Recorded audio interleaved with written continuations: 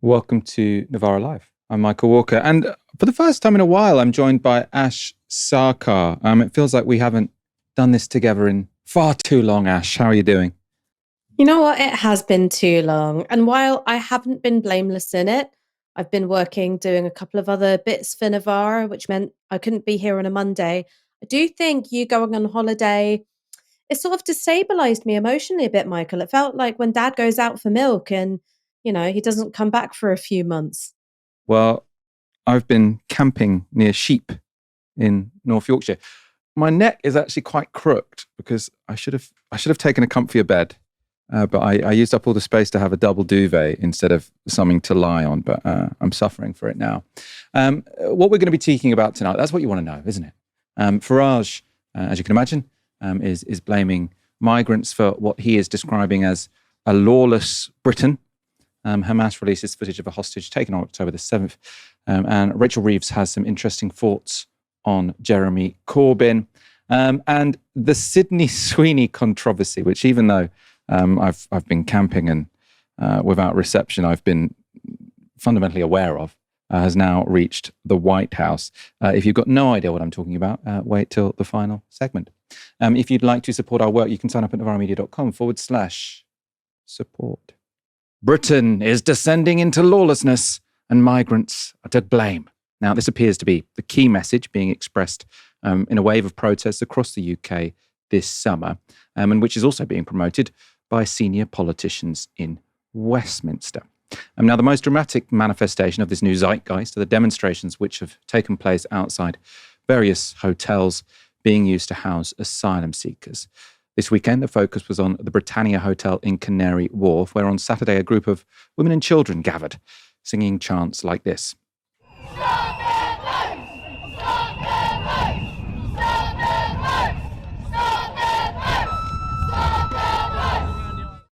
The protest was later joined by masked men waving England flags. The men tried to charge the fence surrounding the hotel before arrests were made. They also went on to harass Uber Eats drivers in the vicinity.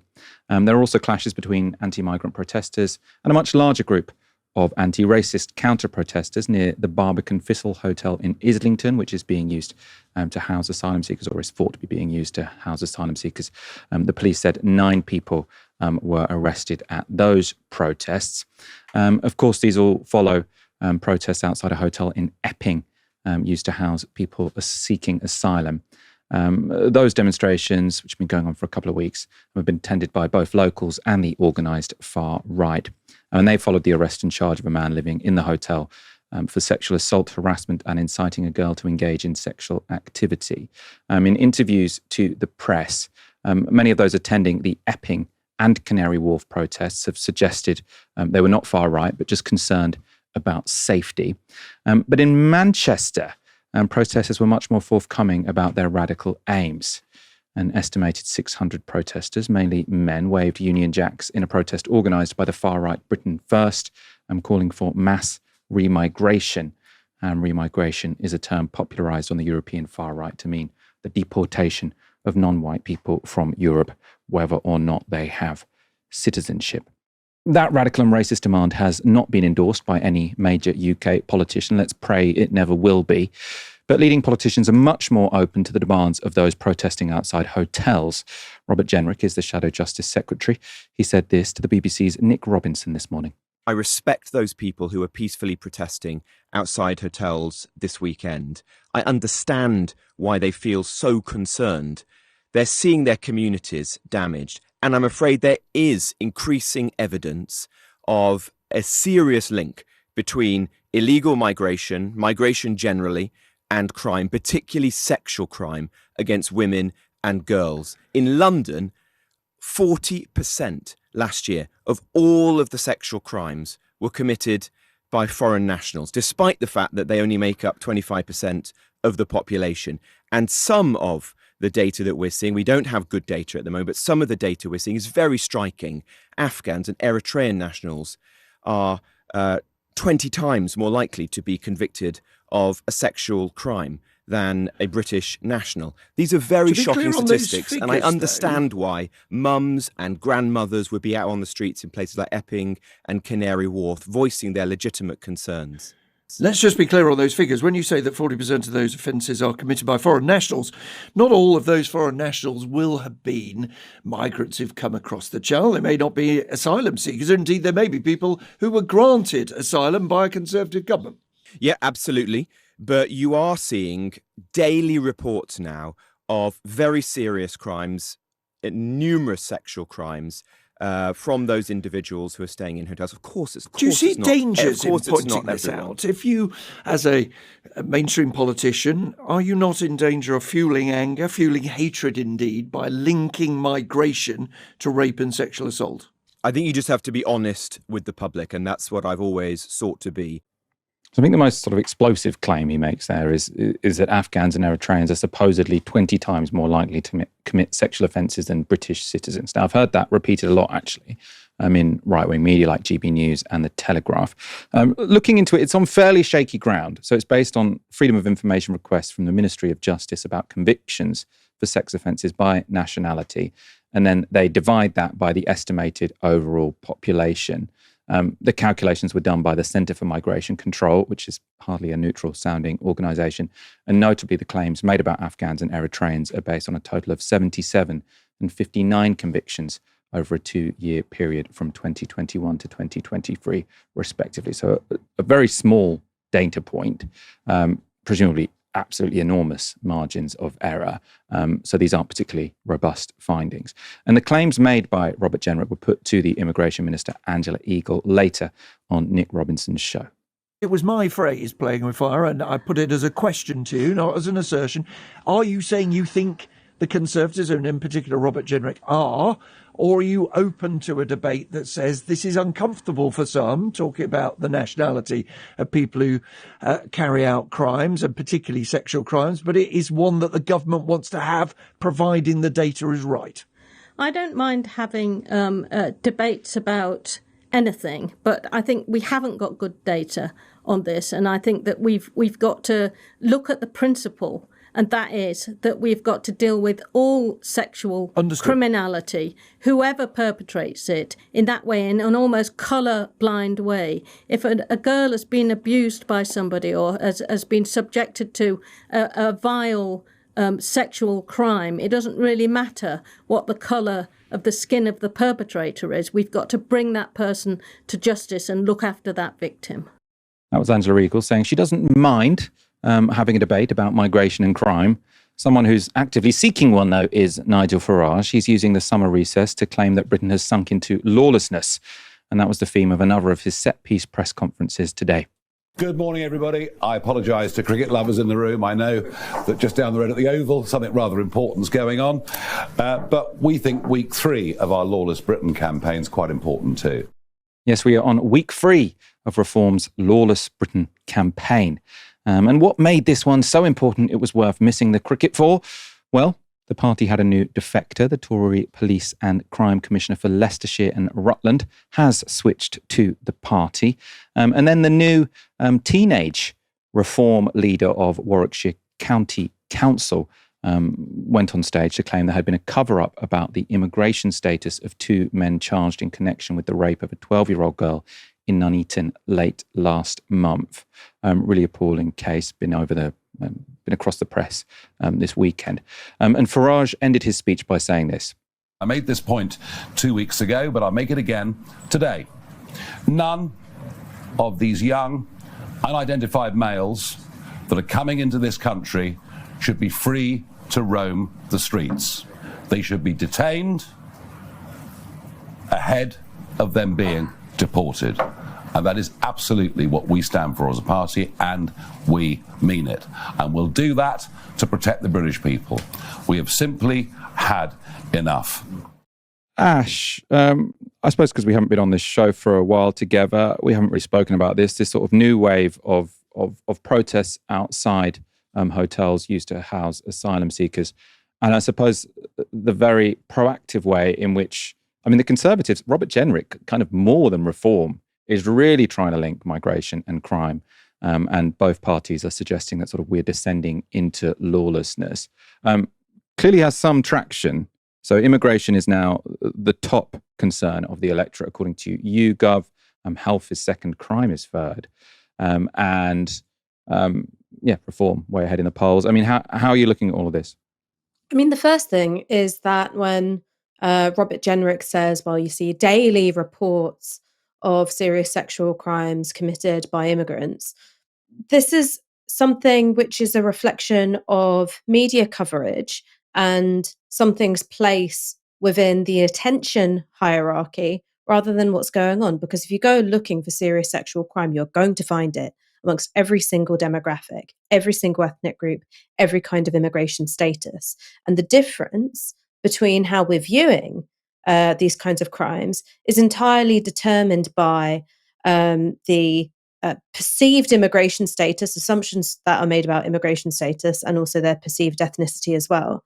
And I think this is a worrying trend towards seeing everything through an ethnic lens. And I'll give you an example of a headline which I saw in the Telegraph, which was about a victim of a violent physical assault in the United States. And it was a picture of white woman attacked. So the race of the victim was front and center, which of course invites you to look at things as a form of racial conflict. Now, when it comes to serious sexual violence, there is a problem in this country. That is an area where it seems that crime has increased. It's difficult to tell whether that's because instances are going up or whether that's because the police have improved on their reporting.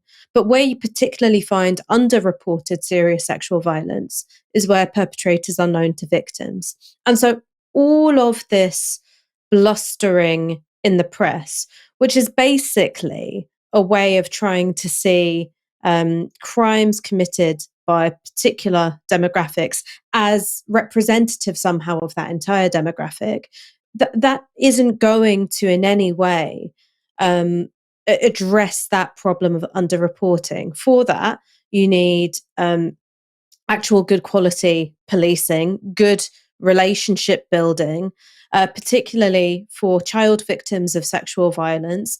You need to have many, many ways in which they can disclose that they've been abused. So this means being able to link together things like schools, healthcare professionals, sexual health professionals, social work.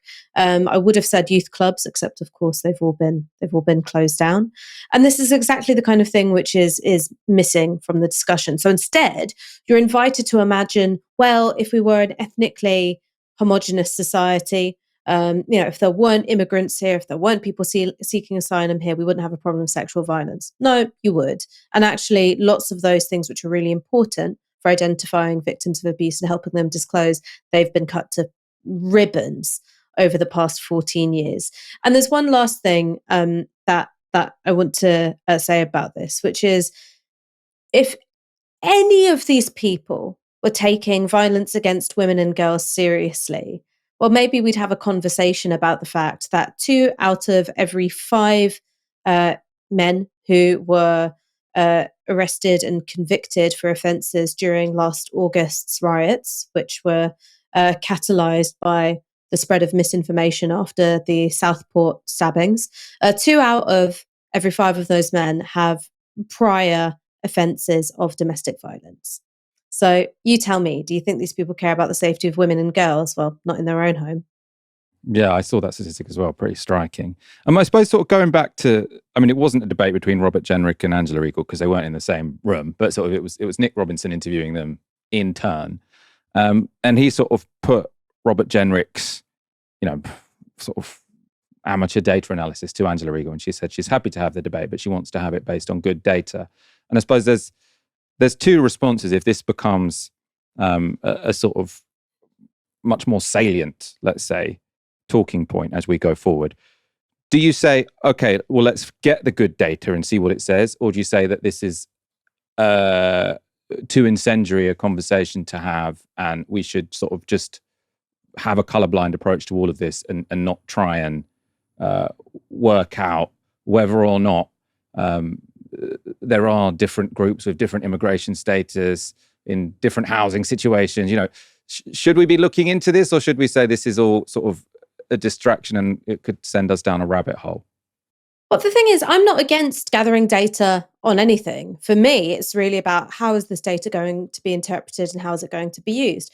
I think that the data is definitely going to show that when you have thousands of people coming to this country, in particular, thousands of people of this country coming through irregular means, there's a lack of monitoring, there's a lack of, real sense of accountability.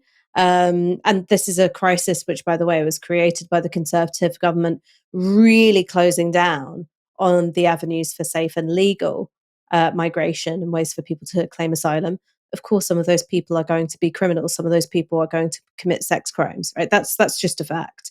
How you interpret the data is the really key thing. Do you go back and you look at, okay, well, in what ways is this a product of the fact that we created a small boats crisis in no small part because we said, okay, there's going to be no more safe and legal routes, which means that, of course, you're going to get more men, more single men who can take a risky journey and they're coming here without their families. Well, that's not the kind of conversation you're going to have. This entire thing is sort of geared towards one way of interpreting whatever it is you find, which is people from particular ethnic and cultural backgrounds are predisposed to sexual violence. That's what the conversation is going to be about.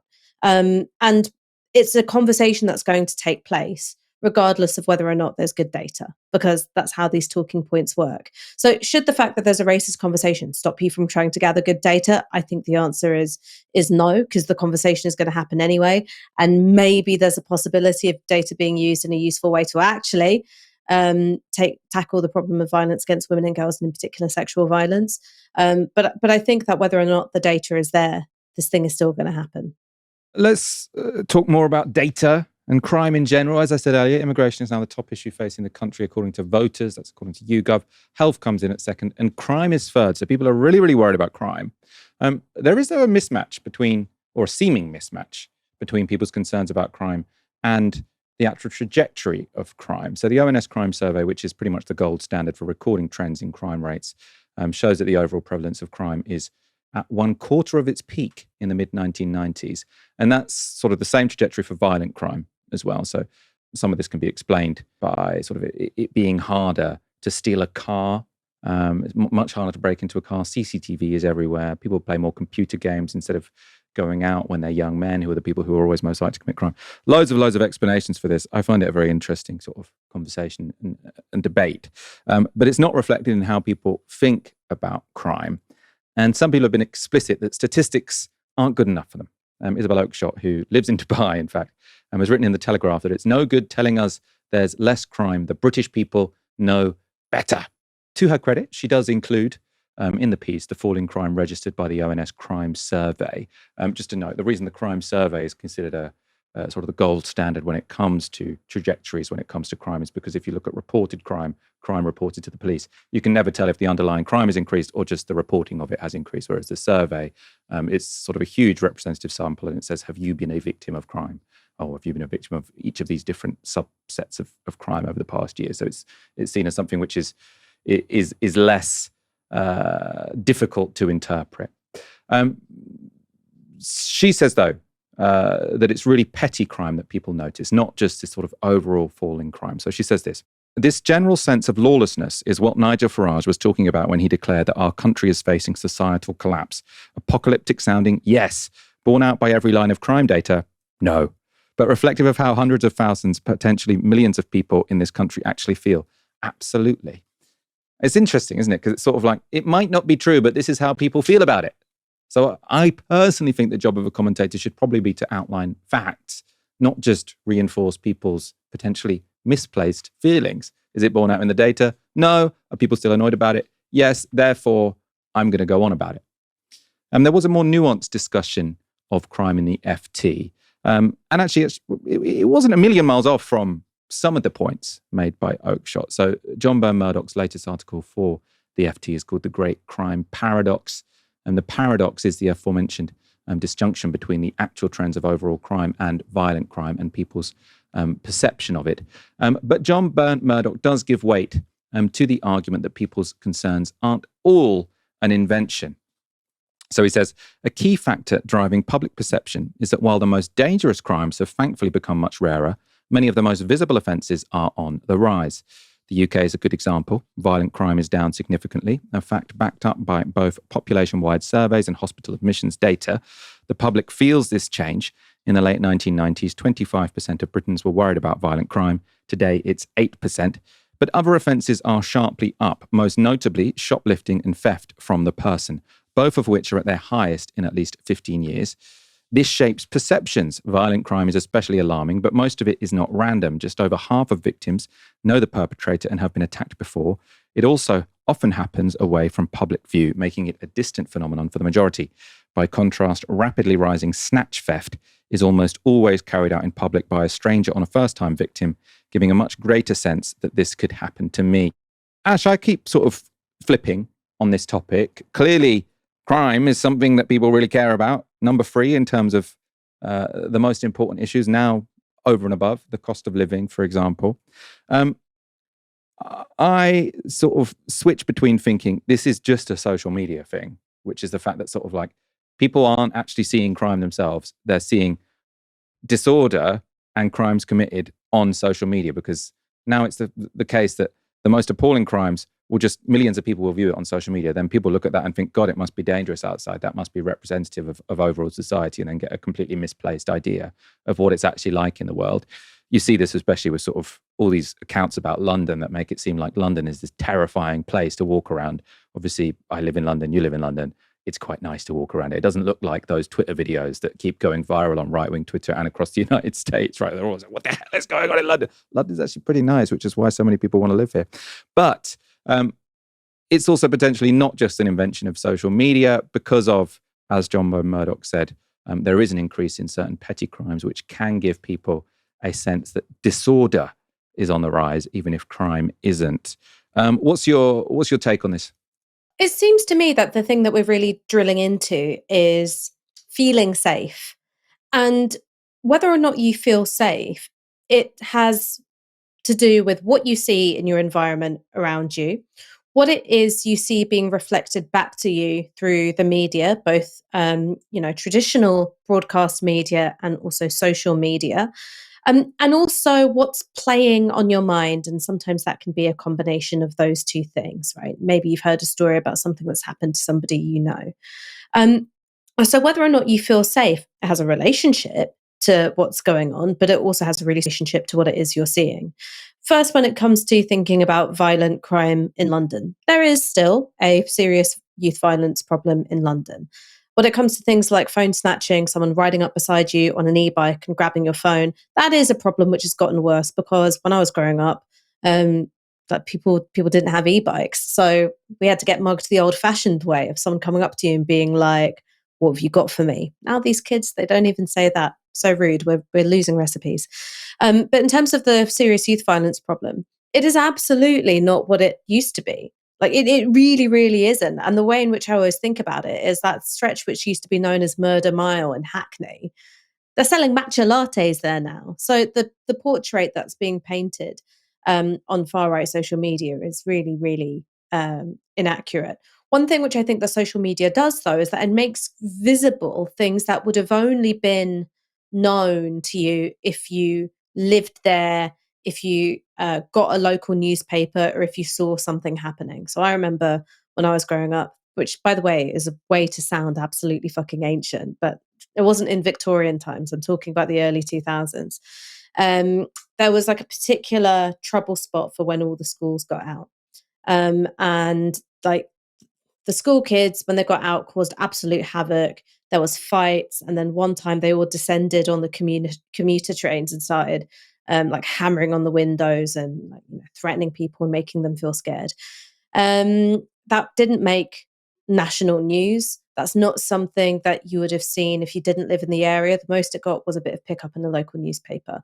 Now it's really different. So if you see some kind of big hullabaloo at, say, Westfield, someone's shooting it on their phone, it gets shared on social media, and then it gets sort of packaged as this like London has fallen kind of story. Whereas a lot of this stuff has been going on for a really, really long time. One thing that I think that maybe we don't get quite right sometimes as the left, is that when it comes to things like witnessing shoplifting or your phone getting snatched or seeing that happen to someone else, that we go, oh well, it's not violent crime, nobody died. But the thing is that I think it does contribute to a feeling of unsafety.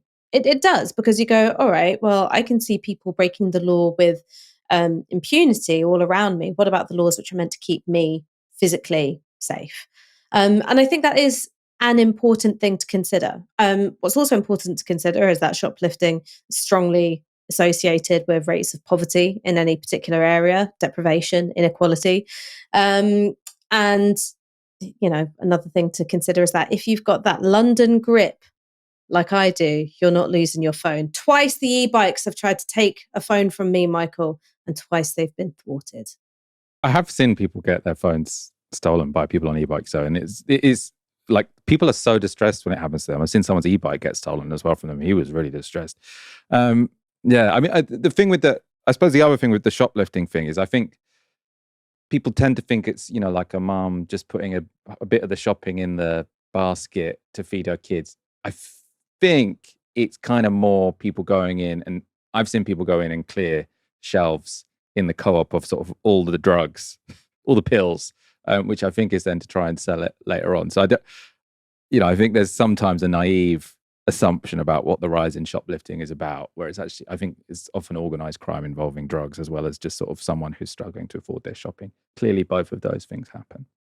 On Saturday, Hamas released video of one of the surviving hostages in the group's captivity. The footage shows an emaciated 24-year-old Aviatar David, marking the days since he last ate on the wall of a tunnel. David, who was taken from the Nova Festival on October 7th, says the date is the 27th of July, so just last week. In the film, he calls for Israeli Prime Minister Benjamin Netanyahu to agree a ceasefire. Pretty harrowing film. Elsewhere, David is shown digging in the earth of the tunnel, and in accompanying text released with the video, Hamas said, quote, "The hostages eat what we eat." David then says he is, quote, "digging his own grave as food in Gaza runs out." A separate video was released on the same day by Palestinian Islamic Jihad.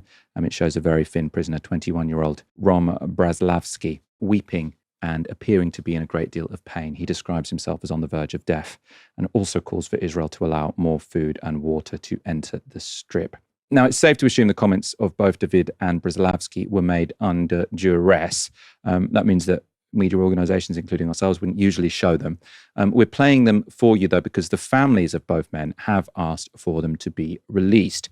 And Brazlavsky's father has this message after meeting with Netanyahu. He says, "I told the Prime Minister it's all nonsense. It's not about Hamas or anyone else. It's us. We've been in Gaza for 2 years and it hasn't helped. From the beginning, Hamas said it would release the hostages only when the war ends. I think that's what needs to happen now." So sort of pushing back against this idea that the Israeli army is there to defend the hostages. The father of this hostage in that video saying, this is ridiculous. Clearly, these hostages will be released if you just agree to end the war. Wider Israeli opinion may also be moving in that direction. So on Saturday, a large rally took place in Tel Aviv, calling the government to end the war and return the hostages. At the rally, Brazlavsky's father said, quote, "My child is dying. I've seen it with my own eyes." And the Prime Minister saw it too. And he knows his situation and the situation of the rest of the hostages, and yet he chooses again and again not to save him. On Sunday, a group of Israeli protesters blocked the main highway in Tel Aviv during morning rush hour. Holding giant photos of some of the remaining hostages, they chanted, "The blood is on the hands of the blood government." And yet further protests took place in Jerusalem today, with Israelis carrying signs reading, "Return all hostages, end the war, and have elections." That was while people in the crowd shouted, "Disgrace." Others chanted, "You ruin the country and we will fix it." Netanyahu, though, seems not only committed to his current strategy, but he's planning to intensify it. The Prime Minister responded to the hostage videos by saying this about Hamas. It doesn't want a deal. It wants to break us through these horrifying videos, through the false propaganda it spreads around the world, but we will not break. I am filled with even stronger determination to free our kidnapped sons, to eliminate Hamas, and to ensure that Gaza will no longer pose a threat to the state of Israel.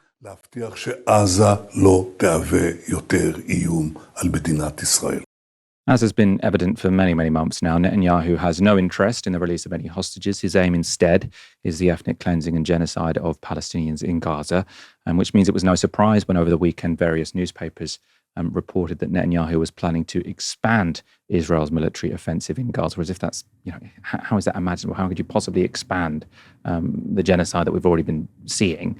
Those around Netanyahu suggest this is a move meant to increase pressure on Hamas to agree a ceasefire deal. Of course, that's nonsense. The only thing standing in the way of a ceasefire is Netanyahu's refusal to agree to a permanent end to the war. Today, families of hostages attending a meeting in Israel's parliament made clear that they didn't buy the lie that this was, or that expanding the war was about releasing hostages. The Hostages and Missing Families Forum, which is sort of the leading group representing hostages, said this: Netanyahu is leading Israel and the hostages to doom. Netanyahu is preparing the largest possible scam. His talking points about releasing the hostages while claiming victory in Gaza have been made repeatedly, and they are meant to deceive the public. Expanding the war endangers the lives of the hostages, who are already in immediate danger of death. Almost unbelievably, during that Knesset meeting, one Likud lawmaker, he's called Tali Gottlieb, told the families of the hostages to, quote, shut up, completely shut up. And she added, quote, if Hamas hears what you're saying, it will not return the hostages.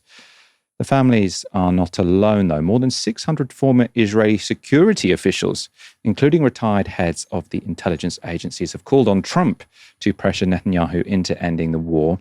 In an open letter to the US president, they said this: it is our professional judgment that Hamas no longer poses a strategic threat to Israel. Your credibility with the vast majority of Israelis augments your ability to steer Prime Minister Netanyahu and his government in the right direction. End the war, return the hostages, stop the suffering. Until that happens, Israeli hostages and Palestinians in Gaza alike will continue to endure the effects of Israel's almost total siege of the enclave. On Sunday, at least 27 Palestinians were killed by Israeli soldiers while queuing for aid in Gaza across several aid sites. At least 1,400 Palestinians have been killed by the Israeli military while trying to get food and other aid since the end of May. Ash, I mean, as we've sort of said many times on this show before, there is not much widespread concern for Palestinians in sort of any part of Israeli society. I mean, there are some brave people on the fringes of Israeli society who care about Palestinians. B'Tselem, sort of some of the human rights organizations, have consistently opposed apartheid and occupation, but among the general public, not so much. The hostages are seemingly an issue, which causes some more problems for Netanyahu. But he's talking about expanding the war. I don't know, this, in a way, this story just never changes, does it? So it's difficult to ask you sort of to comment on it, because this is just this Groundhog Day of the same thing happening over and over again. But what is your interpretation, I suppose, of what we've seen this weekend? I think you're totally right to say that the story itself never changes. So maybe the thing that we do is we look at what's emerged as breaking news and go, well, what's a question that you can glean from this? I wonder if the fact that Netanyahu has quite clearly priced in the deaths of all remaining hostages, the fact that hostages, their families, have even been disparaged and condemned for being insufficiently supportive of the war effort in Israel. And the popularity of a project of ethnic cleansing, genocide, and expanded warfare when you poll Israeli citizens, if all of these things spell the end of what you might call liberal Zionism. Now, when I talk about liberal Zionism, what I'm talking about was what used to be a sort of distinct political thread, which was a bit more hand-wringy about the occupation, and sort of thought that, you know, you could end up with a highly caveated Palestinian state, which doesn't exist as a state the way that we would understand it, and you could sort of get there through political means, but ultimately you've got to, recognize as a minimum 67 borders and probably some of the claims to land and territory made afterwards as well.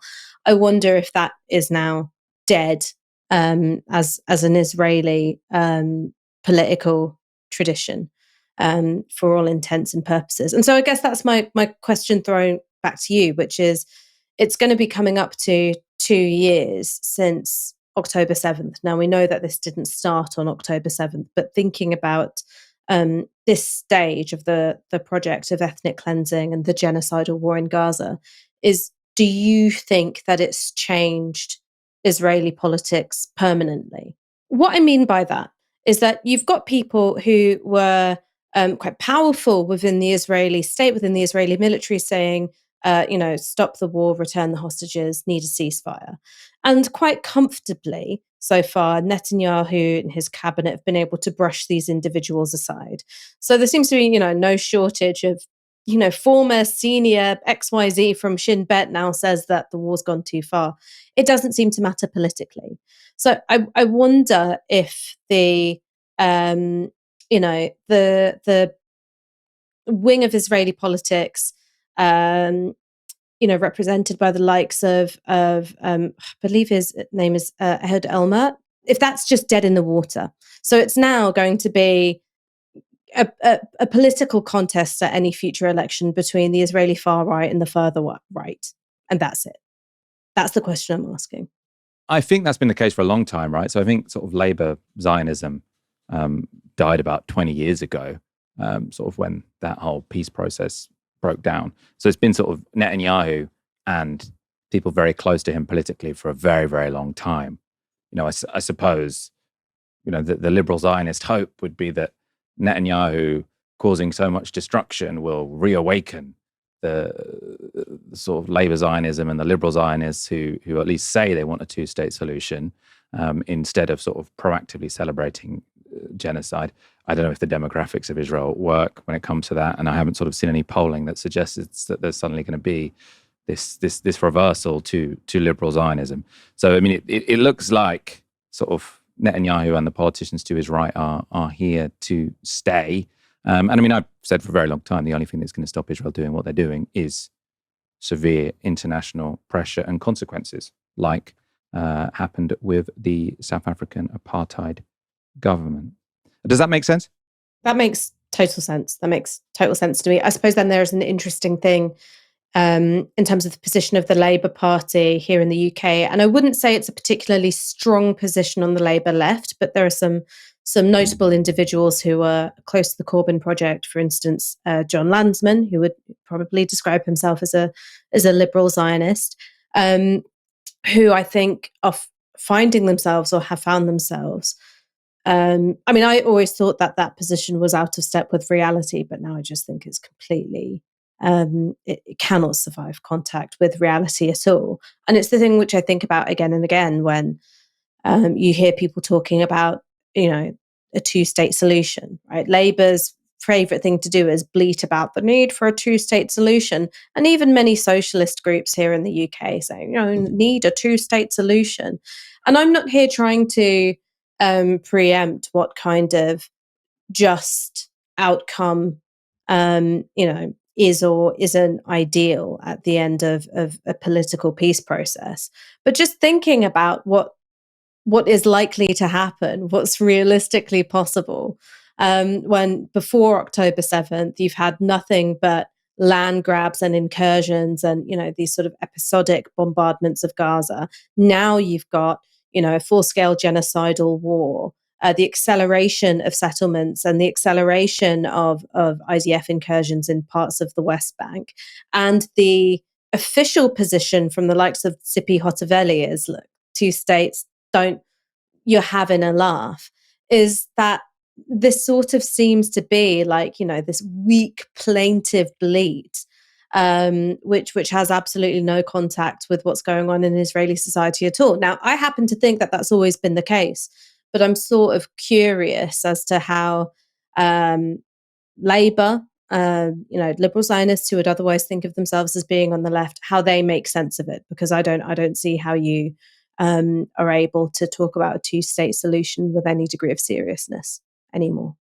Yeah, I mean, I suppose my response to that and why I don't sort of obsess over the two-state, one-state debate is that yes, the two-state solution is very unrealistic, but the one-state solution is just as unrealistic. So I suppose I'd throw that back to you. The reason why I think it's difficult to sort of point to a liberal Zionist and say the two-state solution is never going to work, we clearly need a one-state solution, is that they can sort of say back to you, well, how's the one-state solution going to work? That also seems, I can't really see that happening in the next 20 years. So who knows? To me, it's just sort of a bunch of shitty options. I'll throw that back to you before we go to our next story. I think you're right to sort of talk about this as being a kind of abstraction. What's happening is that there is a genocide in Gaza. So to think about, if there could be some kind of negotiated solution with a recognition of a Palestinian state by Israel, just seems like woefully inadequate as something to think about. But the one thing I'd say about, two states versus one state is that right now what you effectively have is a one state reality. And so maybe if you think about the South African example, where you had an apartheid state, a brutal system of repression, torture, crushing of political dissent, the only thing you could have is a single state after that. So I suppose one of the things that I'm sort of suggesting is that not to get caught up in the abstractions, but where you have a one state reality now, thinking about there being some sort of shared polity with equal rights for all. Is it further away than a two-state solution? I just think that there's never been anything resembling two states since 1947. Yeah, I mean, I think massive pressure on the Israeli government. If they want to withdraw to their borders and sort of allow the Palestinians to have a proper state, then that's one option. If they want to incorporate the Palestinians as full citizens with democratic rights, that's one option. Both are incredibly unlikely, by the way. But I think the international community should just be putting maximum pressure on Israel to be doing one of those things, is basically my position. Chancellor Rachel Reeves has appeared at the Edinburgh Fringe Festival, where she spoke on stage to LBC host Ian Dale on Saturday. Now, given the big news last week was the launch of a new left party, fronted for the time being by Jeremy Corbyn and Sultana, it's no surprise she was asked her view on that development. And this was her answer. Jeremy Corbyn has had 2 chances to be Prime Minister, and I think the country gave their verdict, most recently in 2019, when Labour had its worst result since 1935. If he wants to give it another go, be my guest. I think the voters will have the same reaction. So she's very dismissive. I find this very frustrating, this sort of the way they keep bringing out Labour had its worst result since 1935 in 2019. Now, that is true in terms of seats, right? And seats matter, of course. This is our electoral system. But the way it's used is to sort of say this was the most unpopular sort of Labour Party that should never be resurrected. It should be completely damned. It was absolutely rejected, both morally, strategically. And I think that sort of belies the fact that Labour in 2019 got 32%. Now, in 2010, they got 29%. In 2015, they got 30%, right? So in 2017, they got 40%. That's the election everyone wants to forget. In 2024, which, is when Reeves was Shadow Chancellor, they got 33.7%. So they got 1.5% more than in 2019. So the big difference between 2019 and 2024 was that Labour's votes were very efficiently distributed. Right, Labour under Corbyn piled up seats in inner cities, especially in 2019, because it was the Brexit election, and that meant that 32% got very few seats compared to, say, the 30% that Ed Miliband got in 2015.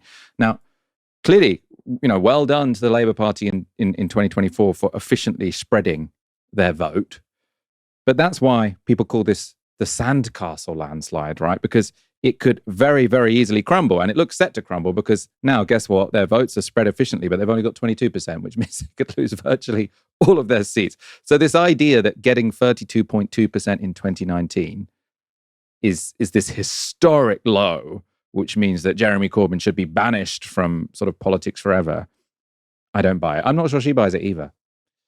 YouGov polling as well last week showed that almost 1 in 3 Labour supporters would consider voting for the New Left Party at the next election. If Reeves's answer seems a little complacent to you in light of that, it also did to Ian Dale. He asked if maybe Reeves should take Corbyn more seriously. And this was her response. She says, "It's not being complacent. He tried to destroy my party and he can now go set up his own party.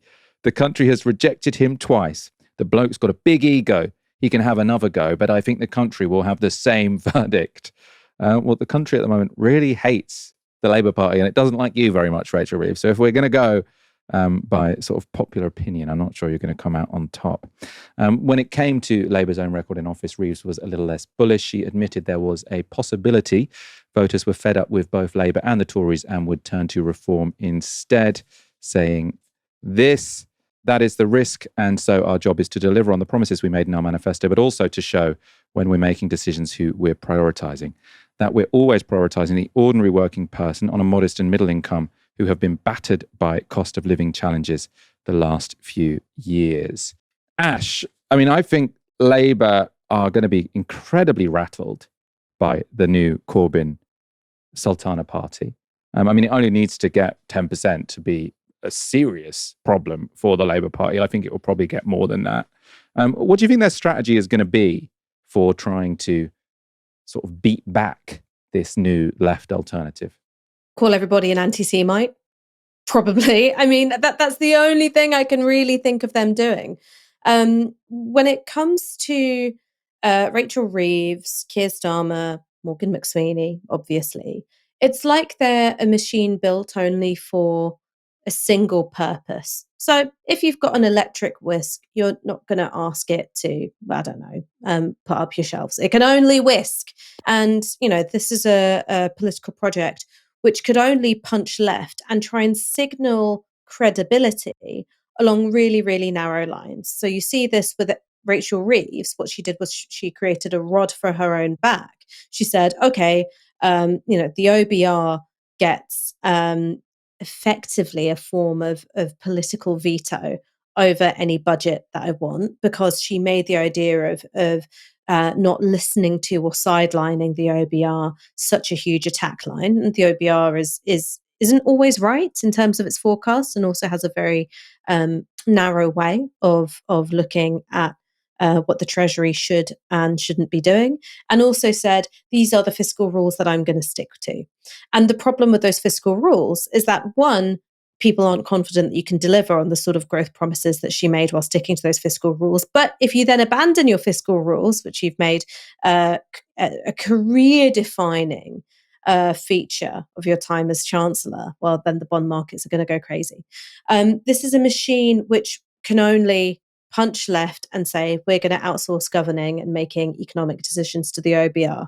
And that's why, instead of actually being able to do something which would be a smart political strategy, which is say everything we do is going to benefit those on, you know, modest to middle incomes, instead you get batshit decisions like, we're going to scrap the winter fuel allowance, which, despite the fact that they've backtracked on it, people are still really, really angry about, because it means that everything you say in terms of, we are going to be a party that delivers for those on modest to middle incomes, they go, well, what about the winter fuel allowance? And they're right to. And they're right to. So I think that even if Corbyn and Sultana did nothing but step on rakes all day, like Sideshow Bob, this Labour government are so weak and so unstrategic that even a particularly incompetent and unsuccessful Corbyn Sultana outfit could do some real damage. It looks like, from the number of sign-ups, which is, 600,000 by now, probably more, and that's not the same as paying members. Obviously, that's the way in which you really gauge the appetite for participation. But in terms of an appetite demonstrating interest, this is a party which has no name, which says that, we're gonna let you guys decide the name, right? It's not screaming, okay, we've got a really, really clear political strategy. I mean, right now it's really amorphous and really nebulous. They say that's because they want to do politics differently. Let's see if that's something that's successful. But right now it's really nebulous, and 600,000 people are interested. So I don't think that Rachel Reeves is showing the sufficient amount of seriousness about how Labour are going to navigate this new party. I think what's perhaps more interesting is, if Reeves and or Starmer don't make it to the next election, because they're defenestrated by their own party, how would someone like, I don't know, Angela Rayner who's been distancing herself from some of the less popular decisions made by Starmer and Reeves, and very much seems to try and present herself as neither fully on board, not fully part of the team, but not so much of a rebel that they can sack her, how she would consider taking on a Corbyn and Sultana party, because I think that's the bit to watch out for. James Meadway had a interesting piece in Unheard this weekend saying that the only way for Labour to save itself is to go right. And I was like, this seems like a strange argument to be making. But potentially a self-serving argument to be making, because I imagine James Meadway is going to support this new left party. He's saying that what Labour should do is accept that the left is now owned by this new left party. They should go with Wes Streeting, have a kind of Macron movement, and that will guarantee them 20%, because if they try and, I suppose, go for a Rayner-type figure and compete with the Corbyn Sultana party, they'll just lose because everyone on the left just viscerally hates Labour now. So that their only choice now is to double down on the centrist strategy. Very interesting article. We should get him on to talk about it soon. The Sydney Sweeney jeans controversy has reached the White House. Now, if you have no idea what that sentence means, Sydney Sweeney is a very famous actress. She was in Euphoria and Series 1 of The White Lotus. That's where I know her from.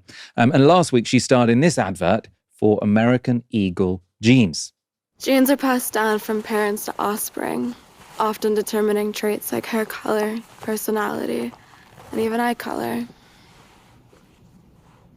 My genes are blue.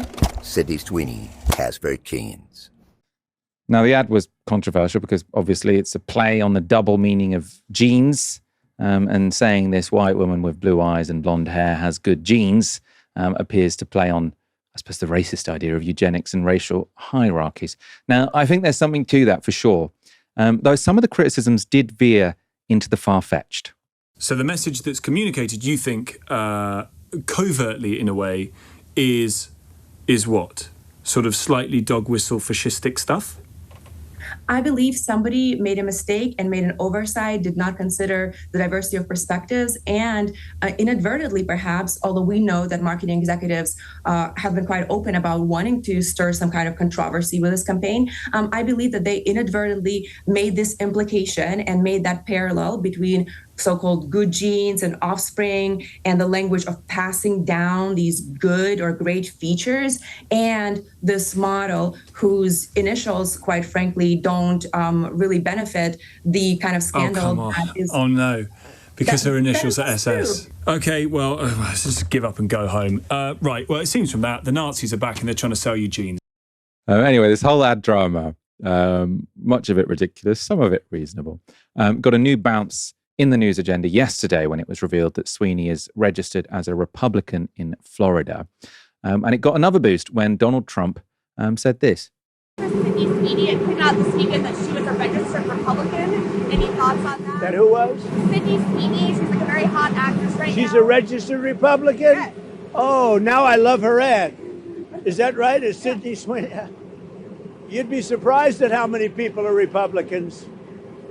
That's what I wouldn't have known, but I'm glad you told me that. If Sydney Sweeney is a registered Republican, I think her ad is fantastic. Okay, thank you very much, everybody. Ash, have you been following this story? Are you, do you feel strongly about it, let's say? Tell you what I feel strongly about, Michael. I want a one-way ticket to Dignitas Stat. I do not want to have to fucking talk about this advert. And I don't want to have to provide the soundbite that I know that many on the right are looking for of woke brown Muslim woman goes crazy about Sydney Sweeney.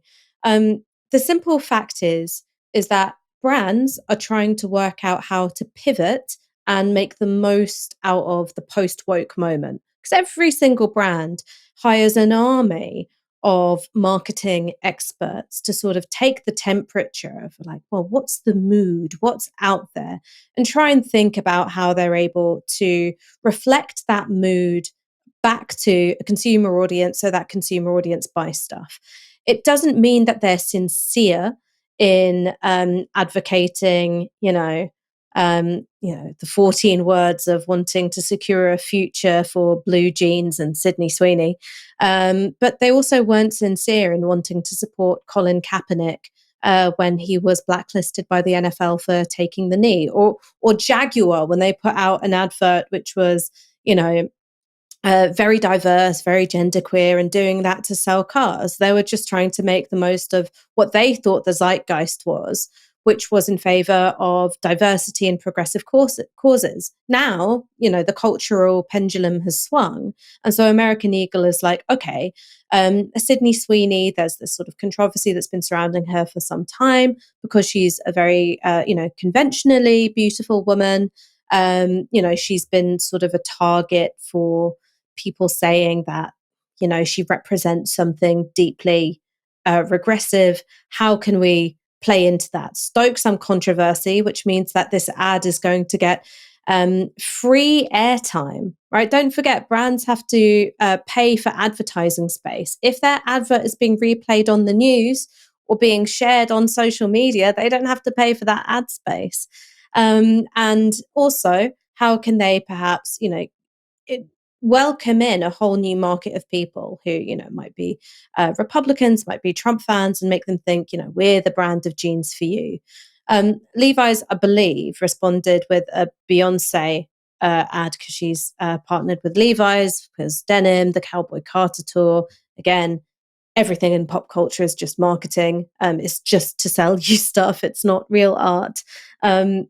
Beyonce has better jeans, which is sort of like, ho, ho, ho. Is it, going to be, this famously beautiful black woman versus a famously beautiful white blonde woman? All I can say in terms of which side I pick, I pick the side that's going to put me into a medically induced coma, Michael, because this isn't serious politics. This is brands trying to capitalize on a political moment. The irony here being, of course, we're also giving this company free advertising, though they have been on pretty much every American cable network and every newspaper. So I doubt this will marginally have that much impact on how many jeans they sell. Ash, so I suppose to finish, I think we can both agree that this is a cynical ploy from these capitalist enterprises, whether or not they're trying to appeal to a woke audience or whether or not they're trying to appeal to a socially conservative audience, let's say. Not necessarily that, that advert's traditionally socially conservative, but I suppose a more... A normie audience that's not interested in diversity. Obviously, I'm sort of struggling for words here, but anyway, putting their cynicism sort of as a given, is it in any way interesting, worrying, meaningful that sort of brands have switched from thinking to sell goods, they have to sort of fit into a zeitgeist which has progressive values, and now they feel like they should fit into a zeitgeist which is potentially mocking progressive values? Well, look, the images that you see around you can have an impact on self-worth. I think that there is this slight note of mocking or taunting. That's something which can kind of have a bit of a trickle-down cultural effect. But again, I mean, let's talk about something different, right? Which isn't Sydney Sweeney, but this whole thing about skinny is back, right? So because of Ozempic, very, very thin ideals of beauty for women are back. They also call it the Pilates body, which is just another way of packaging anorexia, quite frankly. Of course, it's worrying in terms of part of that trickle-down effect will be disordered eating and negative body image for millions and millions of women and girls out there. But that doesn't necessarily mean that when you've got different body shapes being represented in advertising it's better. I mean, it's still just brands trying to sell you shit, and they'll abandon it the minute they think that it's out of style and out of fashion. If you actually want to have a solid sense of self-worth and a solid sense of like, this is what makes me desirable and this is what makes me beautiful, don't look to brands to provide it for you. That's the best advice I can give. Other than Novara Media, you should obviously buy our merch, novaramedia.com/shop. It will make you look completely beautiful. Ash, thank you so much for joining me tonight. An absolute pleasure to spend an hour with you for the first time in a while. Michael, that was so slick. It was so goddamn slick. And I tell you something, Sydney Sweeney could never. She could never. She'd look great in a Novara Media t-shirt, though, wouldn't she? Not as good as Beyonce. Thank you, everyone, for tuning in. Come back on Tuesday, tomorrow, for another live stream from 6 p.m. For now, you've been watching Novara Media. Good night.